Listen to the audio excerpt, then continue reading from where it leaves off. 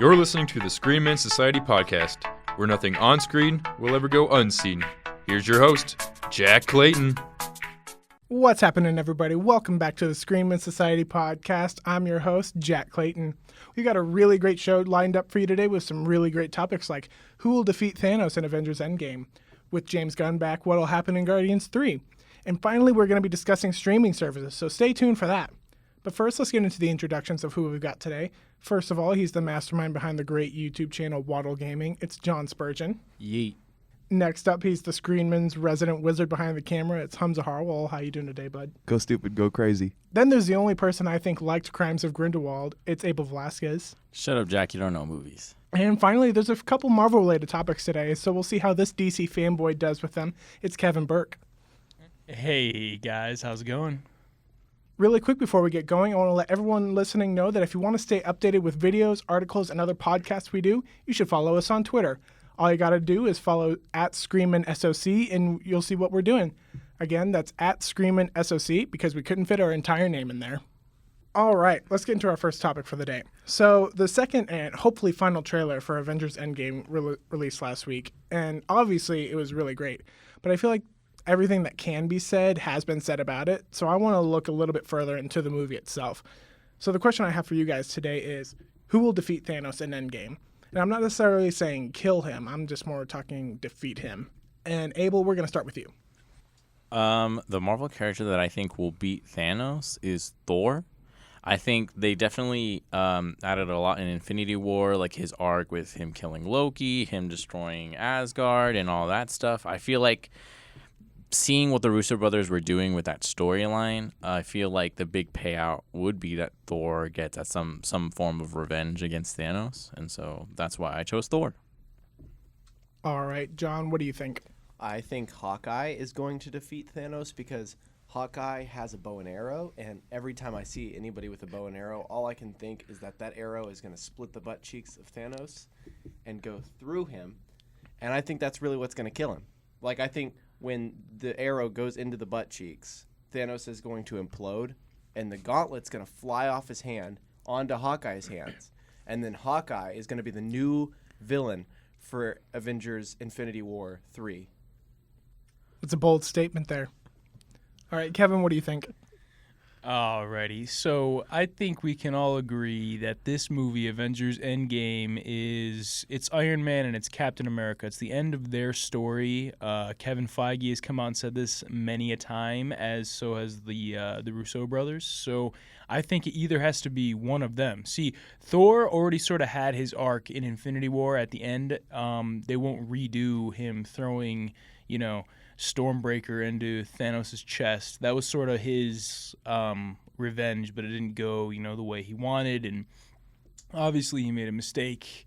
And so, he made a mistake in not aiming for the head. You know what I'm saying? So I think it's going to be Chris Evans or Robert Downey Jr. who gets the final blow. So you're going with either Iron Man or Captain America? Yeah, I would love it to be Captain America, but let's face it, it's probably going to be Tony Stark, unfortunately. All right. Hamza, give us your pick. Well, now that Kevin said either Iron Man or Captain America, I'm going to go with Ant-Man because he's, not really cared about, and he wasn't in the last movie, so why not? Fair enough. All right, I think that it's going to be Nebula, honestly. Part of it is just because she's the one who takes the gauntlet from Thanos in the actual Infinity Gauntlet comic, so I wouldn't be surprised if they go that route, but I would think that would be a nice payoff for her character ever since the first Guardians movie. My problem with all these characters that you guys picked is that none of them have bows and arrows. So how are they going to even hit them in the first place? Like, Thanos has got this big ring around him where, if you get in that ring, he's going to kick you, or he's going to punch you, or he's going to, make you disappear with sand. But with Hawkeye can be a huge distance away, and he can shoot that arrow.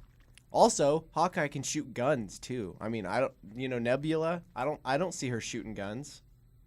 I will say about yours is he did take down Loki in the first Avengers movie. He did shoot the arrow, which he caught and then it exploded. So I will give you some credibility there, but I don't know if it necessarily will be Hawkeye. It would be really funny if it was, though. That's fair. Fair enough, yeah. What about Black Widow? Nah, man, she's lame. She can shoot guns. She only has she- pew poo guns. Yeah, Oh. she's got like the pea shooters that like Waluigi has. Like she can shoot like an inch. Guys, that's a great point. Bringing up Black Widow, whoever just brought up Black Widow, hey, she's gonna pick up Stormbreaker, and it's gonna be her who aims for the head. You know, she's got better aim than Thor. Obviously, she's Wow. a super agent chick. You know, Do you want to change your pick? no. All right, so give us more thought why you think it's going to be Tony Stark. Well, you see, the big sort of showdown that was at the, I don't know if you'd call it the climax, but it was sort of like the middle of the battle. The Avengers and the Guardians of the Galaxy, you know, obviously they're separated, you know, by a huge, you know, distance. And, you know, Thanos fights both teams, but they're separated. Obviously, in this movie, you know, the difference is this time he's going to have to fight him, and they're all going to hopefully be together, and that's the way they'll be able to beat him. And, you know, Tony Stark obviously got shanked and he got wasted. You know, it wasn't even really that big of a competition for Thanos. But, yeah, I just see that redemption, you know what I mean? I think it makes great for a epic conclusion, you know? He gets him back for shanking him in the last movie. All right, Abel, we haven't heard much from you yet, so go ahead and give us a little bit more reasoning. I feel like, I don't know. Like, I feel like Thor should get some type of revenge. Like, I could see Valkyrie possibly coming back and they team up to distract Thanos or do something like that, because he still has Stormbreaker. Mm-hmm. Like, that's a thing he still possesses. So, yeah, I could argue, okay, yeah, it was just a throwaway thing for a joke. But, like, the Russo brothers aren't like that. They're not, like, that type of directors. They always have significance for their characters. And I feel like, yeah, it could be Iron Man, but also Iron Man almost died at the end of Infinity War versus Thanos.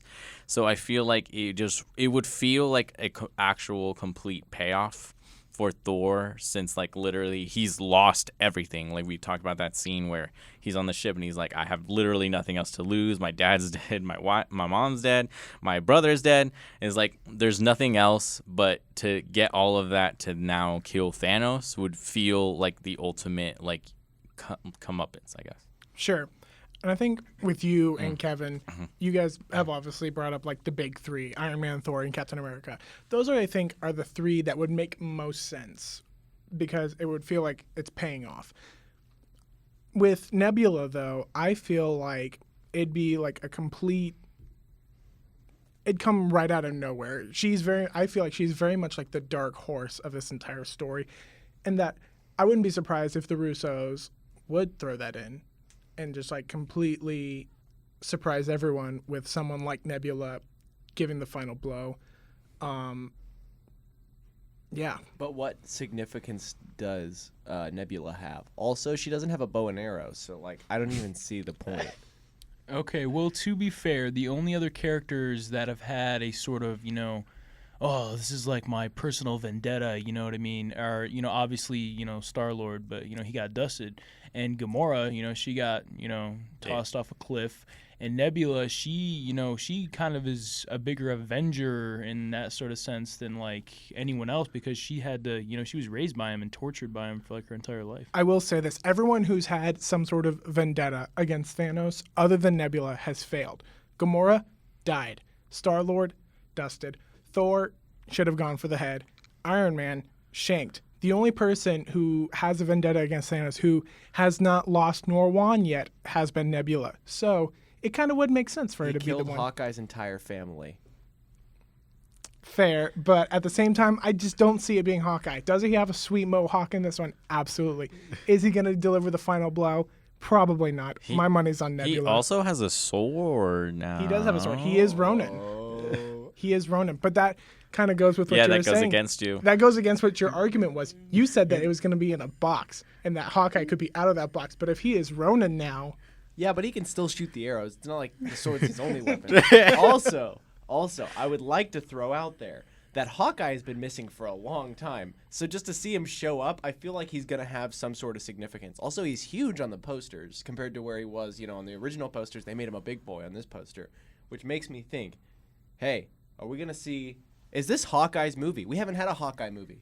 He's the only character I would say that he's never been in the spotlight, because Black Widow was a spotlight character in Iron Man 2, and I can't think of another character that hasn't had a spotlight besides Nebula and Hawkeye. You make an interesting point for discount If Green Arrow. if we go off of what the poster, like clues in the poster, I guess, Cap is right in the front, That's true. and Fair. I will say Tony's- this, though, is that we were discussing this before we started, is that Infinity War was very much Tony Stark's movie. I think we can all agree on that. And so I would not be surprised if, like, Endgame was more Steve Rogers' movie. Yeah, I completely agree with that, and hopefully that's the direction that they take this. I think it should be, Chris Evans got like 4th top billing, and Chris Hemsworth was, the 2nd top billed actor in Infinity War, and it makes sense because he had more screen time. It was more his, story. He had more scenes that were more significant. But now I feel like, Chris Evans is, the 2nd top billed, and he... He only had like 10 minutes of screen time in Infinity War, did he? Yeah, he had a really low amount of It was screen really time, low. but that was really good because it built up his character, and because his character was broken down. He was run out of his his comfort zone, and he's this on the run freaking bandit and stuff. And so I think in this movie it's going to be sort of like the glorious return. Even if he might sadly die at the end. Wasn't he part of the Black Panther storyline? I'm kind of forgetting the movie now. It's been a while. Was Cap? Yeah. No. What, Black Panther was in Civil War, but I mean, like in the Avengers movie, was he part of the Black Panther? Like, how they split the movie into like 3 parts? Oh yeah. No, you're right. Yeah, he was in he he was in the battle. Okay. Yeah, he was a part of Wakanda. yeah, Okay, yeah, that's what I was Yeah. wondering. It's been a while. All right. Before we finish this up, let's all go around one more time. Give your reasoning why you think your character will be the one to strike the final blow, whether it be a kill or not, to Thanos. And Kevin, we're going to start with you this time.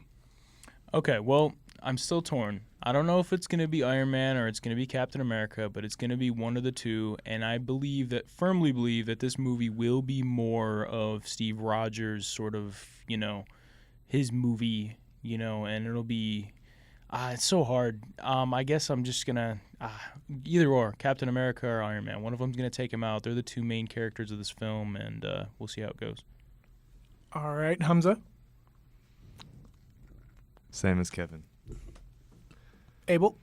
Like I've said before, I just think it would feel really satisfying for Thor's character to get type of just revenge for everything that he's lost, all the things that he's sacrificed for, and he has nothing more to lose, and to have that rage and that fight to, I want to bring you down no matter what.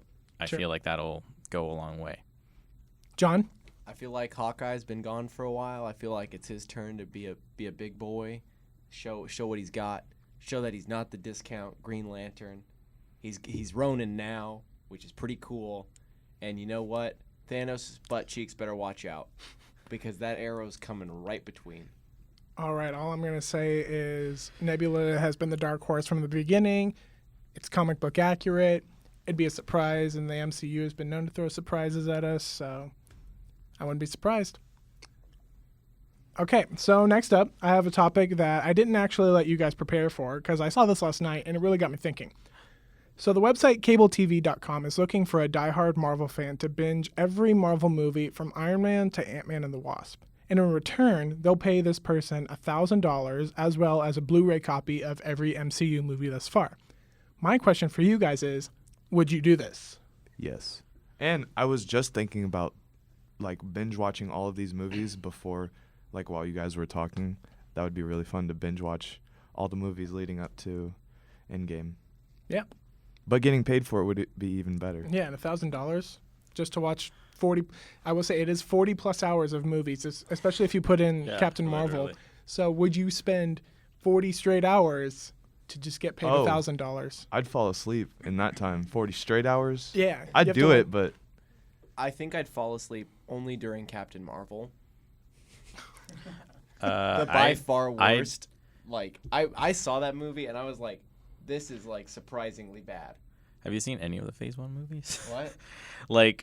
If you're the first half of the first Marvel movies have a very tame, very just simple, let's be this bad guy that's similar to me, like let's just do that.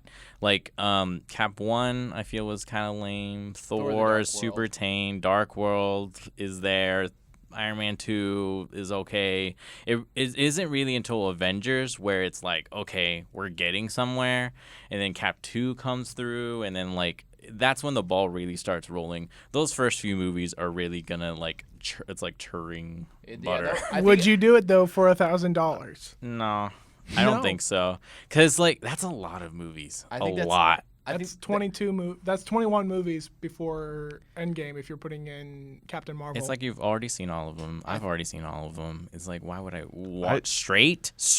Yeah, like straight. You're not stopping. As far as I'm sure, it's straight. Yeah. I'm pretty sure I would just be bored the entire until I got to like the first Avengers and like the Civil War movies. I would be asleep. Like there is no way I could stay awake during those movies. Hey, listen. It's a lot of boredom and it's a lot of pain and suffering, but I am a broke college kid.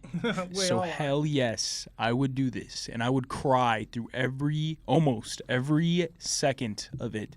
Oh my God. All right, so it's just something I wanted to pick your guys' brains about. So we're going to take a quick break, but before we do, I want to plug our website again. If you're listening to this podcast through the website already, then you're golden. You don't have to worry about this. But if you're listening to this from SoundCloud, well, I have quite the opportunity for you. Over there, not only do we have posts from the same podcast, but also different articles, from reviews to satire. We actually have a lot of satire over there from some of our best writers, so you definitely want to check that out. And if you do, head on over to www.thesocietyofscreenmen.com. You won't regret it. And with that, we'll be right back. All right, and we're back with the Screenmen Society Podcast. Now, this next topic, if any of you say that you saw this coming, get up right now and leave, because we don't allow liars here. But anyway, the news broke late last week that James Gunn, the director of the first two Guardians films and was fired last summer for some inappropriate jokes, has been welcomed back by Marvel and Disney and now will be, in fact, directing both Guardians 3 and Suicide Squad 2 for DC still. Now, we're not going to discuss whether or not this was a right move because, once again, I feel like everything that can be said has been said about this topic. So instead, we're going to discuss what we think will be happening in Guardians 3. And I'll start us off this time. One thing that I would really like to see from Guardians 3 is for them to, at least in Endgame, to keep Gamora dead at the end of it. Because I feel like in Guardians 3, that would be a really interesting arc for all these characters to kind of like deal with this loss. Because they haven't necessarily dealt with that yet. And so I think it would be really interesting to see where they go. Maybe the team splits up and has to get back together again. I think that'd be kind of interesting to see. But that's like the one thing I want to see is them dealing with Gamora's loss. John, we'll go ahead and move on to you next. I want to see Star-Lord and Rocket Raccoon in a battle royale. Now, okay, you might say that's crazy, but battle royale is super popular. Yeah. And think about it, like a duo squad of Rocket Raccoon. Actually, let's just say the whole team that's left. Drax, Rocket Raccoon, Star-Lord, and Groot. So Groot's got those cool abilities. I say like they get like the same thing that happened to Thor. They get dragged to this planet, and we see a cool Fortnite battle royale, and every other character's from Fortnite, and then it's just these four versus a bunch of Fortnite characters. Now you might say that's an all right idea, but I think it's epic. Dab. Okay. Abel, go ahead. I agree with you. I think Gamora can stay dead. I feel like the direction they're going towards, it would make sense. That's the direction that they want to go. I was thinking what they were going to do because, like, Guardians 1 and 2, like, for the most part, it's always been about Star-Lord, obviously. Like, it's Guardians of the Galaxy, but it's pretty much, like, Star-Lord's story of, like, finding these groups of people. And then the second one, he met his dad. And then, like, the third one, obviously, they hinted toward Adam Warlock, which could have Avengers. They've said that Adam Warlock won't be coming in Avengers, and if he does come, his first appearance will be in Guardians 3. Right. But what I'm saying is it could have Avengers like consequences later on, like Sure. repercussions. So if that's the case in Volume 3, I don't know. Like, what is the team like without Gamora? Like figuring out what is that chemistry like? Because like Star-Lord had the biggest reaction to finding out Gamora is dead, but we didn't really get Drax's reaction. Rocket and Groot don't know. Like, That's true. How is that going to impact the team moving forward, and like that sort of thing. And if they have to worry about Adam Warlock, like how like they have this big impending doom and they're in like a tough spot, like. That'll be somewhat interesting to see what James Gunn can do with that, but also he's a comedic type of director, so I don't know. We'll see what he does with that. All right, Hamza, we'll go ahead and move on to you next. I think we should wait to see till after Endgame to find out what will be in store for the group, because right now they're just kind of like lost in like the universe, Sure. not knowing like what's going on, because Avengers is like the next big thing. Yeah. And then we'll move on to Guardians. But I'm not really sure. I'm just waiting. There's nothing at all you'd want to see happen in that movie. What's the dude's name? The muscly dude? Drax. Yes, Drax. I just hope he doesn't die. I don't think he will. He's my favorite out of all of them. All right, Kevin. Where is Gamora? Where is she? Hey, guys, listen. Why are we talking about Gamora when we should be talking about Groot? Listen, he has been a punk kid and a little teenager for too long, and I'm sick of it, all right? I want to see adult Groot again. I want to see him whoop some ass, okay? Yeah, that's what I want to see in Guardians of the Galaxy 3, and I hope it happens, and if it doesn't, I'm really mad. Also, all Drax has done is get his ass beat in every single movie he's ever been in, so let's see him get some actual shit done, all right? That's true. Like, I was thinking about this when I was watching Avengers. I was like, has Drax ever done anything cool? Like, I've literally only seen that guy get the crap beaten out of him. Like, Star-Lord's killed a few people. Gamora's done some cool things. Rocket's done some cool things. Groot has, like, saved them, like, every time. Yeah. We've definitely seen him at his toughest in Guardians 1, but yet to see anything else from that. Even then, even in Guardians 1, I don't remember anything super tough he did besides, like, when he met the group. Like, I would love to see Drax do something that's not completely Crazy, pathetic. yeah.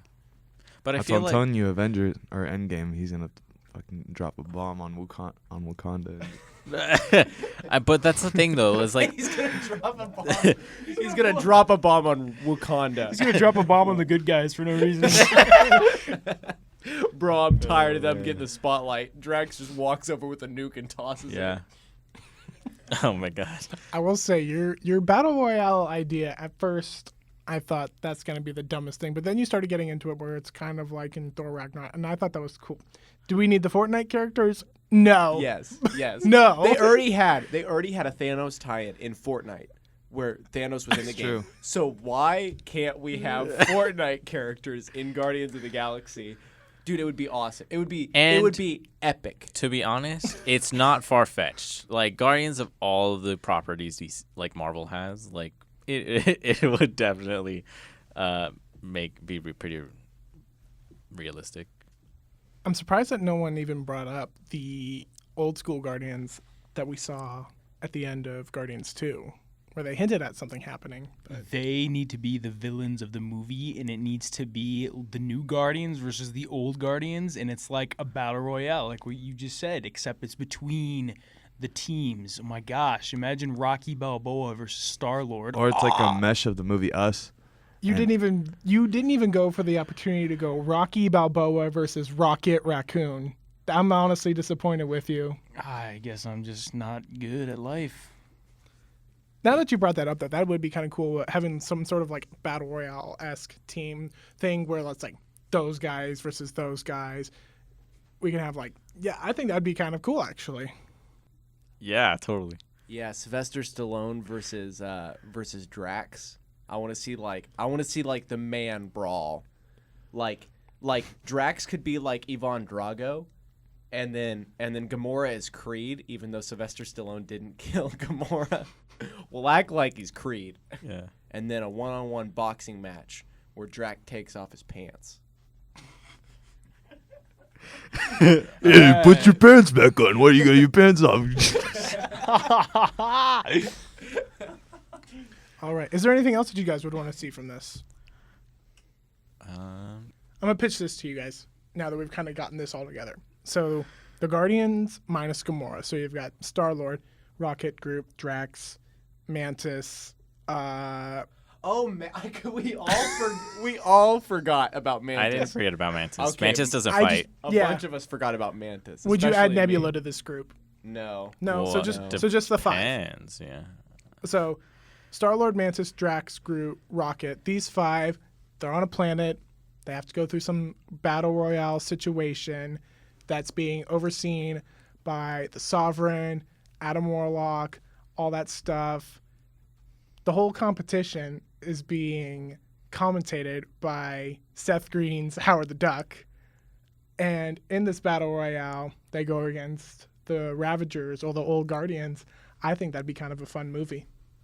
And it's just 2.5 hours of Seth Green's Howard the Duck giving play-by-play commentary. Bro, and at the end, it's like Drax and Star-Lord, and everybody else is dead, and they have to eat berries. Like in the Hunger Games. Like they're sitting there with like a jar of berries, and Seth Green's like, you have to eat the berries. I would pay to see that. I'm not going to lie.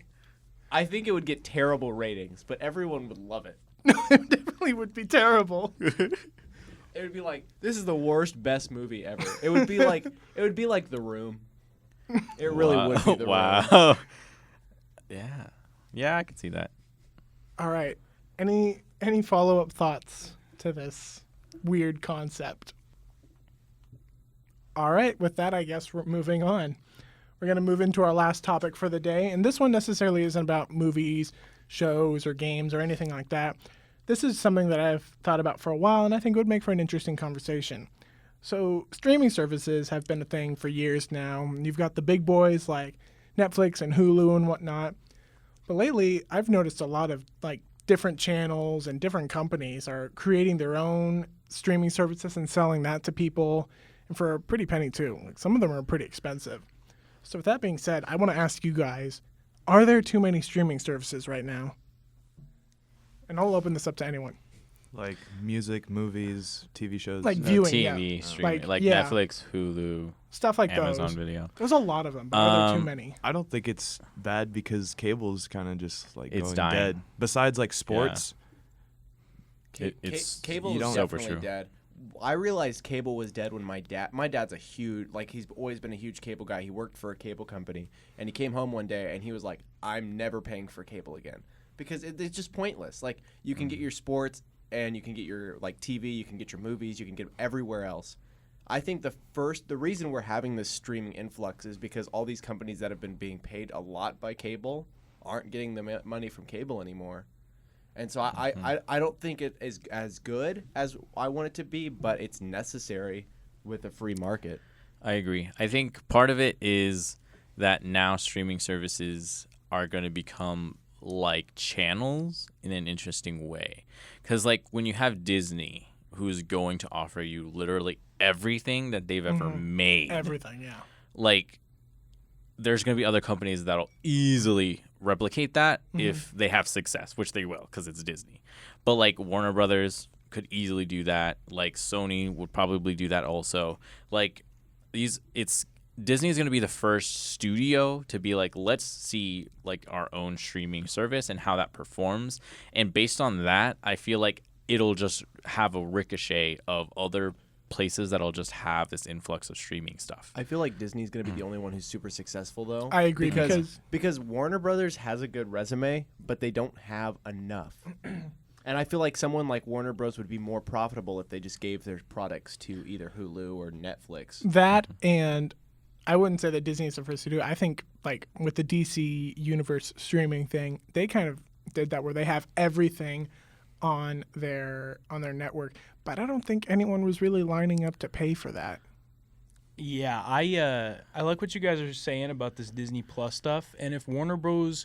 Was a little bit smarter, I think that they should have just combined some of their other things with the DC Universe stuff and made it just a Warner Bros. Thing, and where they have a ton of their, DC comic superhero stuff, involved with it, because now they're going to run into some problems. I disagree about them not having enough material because they have a lot of animated movies. They have Looney Tunes. They have a lot of old stuff. They have Harry Potter, which is they have, nowhere else. Yeah, Warner Bros has a big assortment of stuff where they could go, and it's not ultimately it's the next biggest thing compared to Disney is what I'm trying to say. So basically, I think there was a missed opportunity there, and I think that looking back on it, people can only subscribe to so many streaming services. They only have time and room, in their paycheck.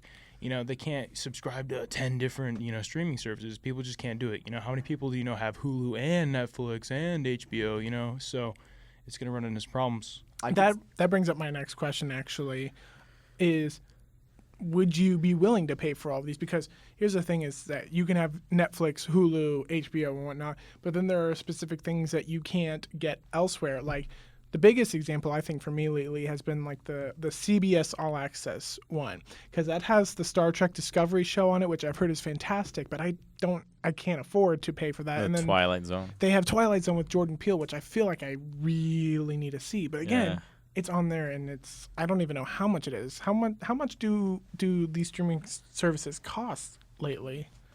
I feel like they either should make their streaming, like CBS should not be more than $2 a month or $3. I'm gonna look and see, because I don't see why there would be a justification for being more than $2 or $3. I know they have 2 shows, but that's like not enough to pay, more than 2 or 3. Well, I mean, it's not just those 2 shows, but those are like the exclusive ones. So I'm sure they've got everything else, but those 2 exclusive shows just so happen to be doing really well. And it's, to be fair, I'm sure that it's what's drawing a lot of people in, but at the same time, not everyone like me can afford that. Could you see someone like CBS combining with someone like It's Disney? $5.99, by the way. It's $5.99. Yeah.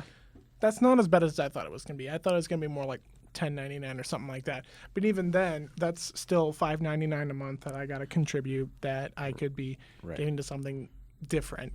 That's one coffee at Starbucks a month. Exactly, where I can get that for free because I work there. Yeah, but like if you think about over the course of a month, how much coffee, like how much of something do you go out and buy that you could just put towards that? That's fair. Yeah, but do you want to? Like, if I'm going to sit down and I'm going to say, okay, I can either sacrifice coffee or I can buy this CBS thing that I'll get through all the shows and then be done with. I mean, I'd probably just rather have my coffee and then listen to someone tell me about what the show was like. I guess that's just a personal opinion, though, because I don't like spending money on things that I can't, like ultra justify. And, like, I gave up my Netflix subscription because I see more reason to have a Hulu than a Netflix. There's a lot more stuff on Hulu lately, I feel. I Especially think so. shows. The shows on Hulu are so much better. The only problem with Hulu more is access. ads. Like, ads get annoying Yeah. unless you pay Well, for if premium. you pay a little bit, yeah. Yeah, it's like $7.99 for ads, but then like $12.99 for no ads, right? I've got the Spotify Hulu deal right now, which is like same. $5, which is like a godsend. Like literally the best deal ever. If you don't have it, I'm not. Well, I mean, we're not sponsored, but do yourself a favor and get it. Yeah. And it supports them doing that. It like gives them a reason to do it, which is awesome. Spotify, if you're Hulu, listening. and Showtime. Spotify, if you're listening, go ahead and sponsor us. Or Google, please. Yeah, anyone sponsor us. But no, at the same time, it's weird with Hulu because there are some shows on Hulu that you have to have like this exclusive deal with. Like any of like the CW Arrowverse shows, you can't watch on there without like an exclusive package or something like that. So it is kind of weird with that. And it's weird. I don't know how Disney Plus is going to be with all their stuff. I don't know if some of their shows that are on like ABC Family or stuff like that, how those are going to be accessible. So it's just weird right now where streaming services are definitely on the up and up, but I wouldn't necessarily say they've found their niche yet. But that's what I'm saying is like I feel like that's what the future is. Like we're talking about something like, for example, when television first came out and there were like 10 channels. Yeah. Now there are over like thousands of channels that all do different type of things. And I feel like right now streaming services are pretty expensive because there's not competition. If everybody has a streaming service, everybody has to adapt because if they're in the business of money, which they are, then you have to understand that you're going to have to compete with other competitors. And if I'm going to be able to pay for Disney that has like, I don't know, $7.99 and I get all access of Disney, like, yeah, I'm going to pay for that. As opposed to $10 if I'm only getting something from like Sony or something, which doesn't have as much of the stuff that I want, then they're going to have to change a business model. So I feel like, there are going to be some growing pains in the terms of like, they're going to have to figure out what they're going to do, how they're going to do it, and that sort of thing.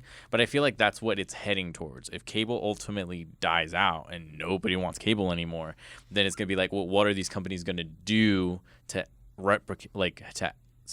save themselves, essentially? I don't know like how somebody like CBS will ever compete with someone like Disney, and that's why I'm interested to see if we have a package deal. Like I think a lot of times That would be kind of interesting. It's going to turn into the whole. It's going to go back to cable in a way, Right? Because you're going to get a deal where it says, "All right, pay $20 a month to get Disney, CBS, and Sony," because Disney, CBS, and Sony partnered together to make this deal. You know, I don't know if that's super likely.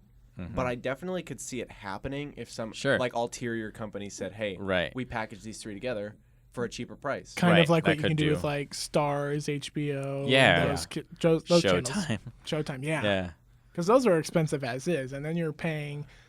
I mean, I guess you already have it, so you don't need to pay for the streaming service. But then again, you're just adding up all these costs for all these different channels, and that's my concern right now. Is right now we're just living in a time where everything is just super expensive. And I agree with you that eventually, hopefully, once more competition actually comes with Disney Plus, because Disney Plus, let's just put it out there, Disney Plus is going to be a monster, because they've already promised, hey, we're going to put every Disney everything that animated film ever made. Films, live action, everything they're putting on there, plus all the Marvel shows that they've already confirmed. All the Star Wars shows that they've already confirmed. They're doing a Muppets show. They are going to have everything, and I won't be surprised if they make it for like a decent cost. Like if they do $9.99 for that, for all that stuff, that's going to be a steal. Yeah. And I wouldn't be surprised if that just overtakes the market and everyone else is like, "Oh, we got to find a way to compete with this." And I feel like that's added pressure for companies like Netflix. And that's the thing, is like we've noticed the Netflix is kind of wavering because there are other companies that are doing that, where like they had their contracts and they're like, why should we resign? We have other options. We could put it on Hulu. We could put it on these other streaming services. So I feel like that's going to be difficult for Netflix, is like, how are they going to get impacted? Or is Netflix going to pitch like, hey, we have access to so many users. You might as well just put your shows and your stuff that you've created on our platform, so that now like people have that access. Well, we've already kind of seen Netflix crack under pressure with all the Marvel shows being canceled. It's true. Yeah. I think Netflix really needs to cut the crap out of their system. I think they need to take everything that is nobody watches out of there, because the Netflix menu as is a pain to go through, because they have a million shows that no one cares about. They also need to cut out all the crap that everyone watches, i.e. The Office and Friends. I'm just going to say that now. You think they There's need to others. take it out? I think if they want, it would definitely be a blow, but it would offer other things. How much do they pay to keep it? They paid like $1 million. $1 million, to keep Friends. right? Something like that. That's crazy. Yeah, but why wouldn't they pay that when that's like their highest rated they do it for a reason, and people argue they argue about it, and they're like, "Oh, why would they waste all their money on it?" It's because people watch it. People watch Friends and The Office. That's what they want to watch. That's what they want to binge. They can't cut The Office. Like, they literally cannot Facts. cut if they cut The Office, they're done. Like, I don't see Netflix living in a society where it doesn't have The Office, Parks and Rec, and Friends, because those are the three heavy hitters. And like, that's fair. And like, if I think Hulu, you're fine. Hulu has Brooklyn Nine-Nine and all those shows. So I mean, I think the big boys like Netflix and Hulu, they do have their niche shows that everyone turns to, and that's fine, because obviously, like you guys have said, cable is dying, so people need a place to watch it, which is fine. My thing is just like with all these other streaming services, that these shows may already be on these big boy ones, and then you're adding exclusives, which is totally fine. There's nothing wrong with that, but you're charging a lot more than you may need to, is my thought. Yeah. Yeah, Netflix, I heard they're raising their prices to $16, and when most of the Netflix originals aren't that good. That's true. At 13, they're hit or 13, miss. Yeah. I would love to see the shows like The Office and Parks and Rec get taken by Hulu. I would think that would be like, that'd be really interesting. That Hulu, I could see Hulu in a few years passing Netflix for like a couple Totally. main reasons, because Hulu's got that cheaper model. They've got the Spotify. I mean, they're working with Spotify, which is super smart. They have Rick and Morty. They have Rick and Morty, and they have like a million Cartoon Network and Adult Swim shows that are super niche right but now. that's the thing, is like I feel like Hulu's thing has always been, we're basically television for you. Like that's their thing. That's what divided Netflix from Hulu. Hulu was like, oh, you want to watch your favorite TV show, go on Hulu. If you want to watch one of your favorite movies, go on Netflix. But because Netflix has kind of saturated both, and they were like, let's have all of these popular shows, and then let's have all of these popular movies, but then they lost access to some of their most popular movies, and then like they've lost shows, and so now they've kind of had to juggle these two things. And that was always my thing against Hulu, is like, I love that all of these shows are on here, but like their limit of movies that are on there has always been like, oh well, that's give or take. So I think that is the thing where, can they get and add movies from all of these other studios or other places that are wanting a place to put their movies on there? I don't think they should try. I don't think Hulu should ever try to dip into movies, just because they've got such a hit right now with. They do have a TV. lot of movies on there though. Yeah, but like I don't think I've ever watched a movie on Hulu. Like you're saying that movies are more where like Netflix. Yeah, I mean, I watch movies on Netflix. When I had Netflix, I watched movies on Netflix. But Sure. like, now that I don't, I mean, I just. I search Hulu for movies because that's how I found American Psycho, and I was looking for it on Netflix. They do for have a while. lot. Like they have a lot of your Older movies. Classics. Classics. Your more critically acclaimed. Yeah, and Yeah. even though Netflix has a whole section for that too. But yeah, I'm gonna go ahead and wrap this up. Is there anything else that you guys have to say or want to say about this? Do you think that there are too many streaming services right now? My answer right now is no. I feel like there's just a few main ones. There are some that have apps and stuff, but I feel like as of now, I'd say it's not too much. Sure. There's a lot, but if they collaborated, like 2 or 3 of them collaborated and make the price a little bit cheaper, then people would gravitate towards them more. I don't think there's too many, but I do think they're all too expensive. Like, I can't name one that I think is the right price. I think all of them should be $5 or under, especially if they're just one property. Like Hulu maybe can be over $5, and Netflix maybe can be over $5, but I don't see a justification for CBS Disney will probably give me that justification, but right now I don't see any of them, especially Showtime, like and CBS and all those, being over $5. Kevin? Well, it's going to be really interesting because we're going to figure this stuff all out in the next couple years or so, and we're just at a crossroads, and we're going to have to see where it goes, and it's going to be interesting to see how it all plays out. All right. Well, with that being said, that's going to conclude today's episode of the Screenmen Society Podcast. Thank you so much for listening. If you liked what you heard, go ahead and give us a like and a follow. You can also get quality content from our YouTube channel and our website, so go ahead and check those out as well. And finally, if you want to stay updated with anything that we do, follow us on either Facebook or Twitter. Before we go, do you guys have anything else that you guys want to plug? Go check out our website. Articles, really good. We have a lot of other people that work on our website that aren't on our podcast, but still create amazing content. So Definitely. Go support that. Like us on Twitter, on Facebook. We both have pages on there. And so definitely follow for news, updates, anything like that. Leave comments for topics and stuff. That would be pretty fun. I have a YouTube channel, I guess, but I should. Hamza ZH on YouTube. If you look it up, I have a few cinematic videos if you're into that. But that's all for me today. Thank you. Also, you should check out Waddle Gaming. We're doing streams. We have a Twitter. We answer stuff. I reply to everything. And if you follow, I will send you a cute message that says, hey, love you. All right. In that case, thanks again for listening, and we'll catch you in the next episode.